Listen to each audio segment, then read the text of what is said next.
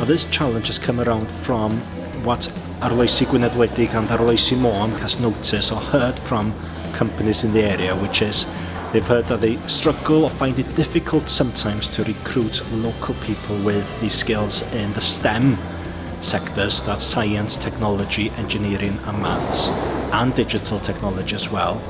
And on the other hand, Arloesi Gwynedd Wledig and Arloesi Môn have heard that young people have the perception that there's very few opportunities in the area in these sectors. So the challenge the group has is to try and bridge this gap and see what can be done so that employers know more about local young people and local skills available, and for the young people to be aware of the opportunities that's available. So two of the companies that we went to see today were Futurium and Lockley, and they essentially specialise in technology and some really futuristic stuff such as, you know, virtual reality, augmented reality. From a innovation and looking to the future side of it, I found it extremely exciting and a great opportunity for young people around Gwynedd and Anglesey. And it's the reason why we're doing this project essentially is to really connect both the companies and the young people that want to get involved together.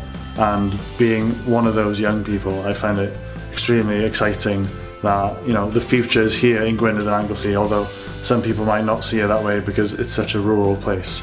But I think if we find and bridge that gap, I think it'll be very exciting, and I've had a great day learning about them, and hopefully others will too.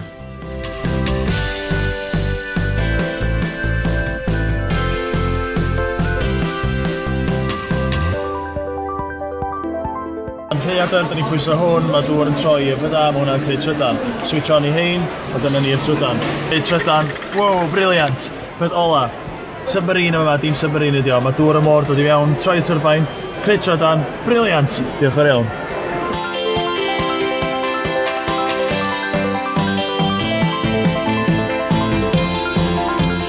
Felly ar hynny, wrthi'n cyrsglwyddo ar awennau ser y bora.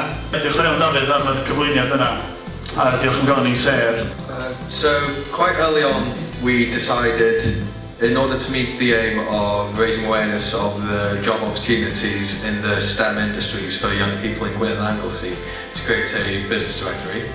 Cyngor ni pobl ifanc fysa i fynd allan a nocio'r drysau busnesau yma, dangos bod chi'n bod yn proactif, achos i'r cwmni yma weithiau dyn nhw'n efo'r amser i mynd i chwilio, mynd i advertisio job sites a falle.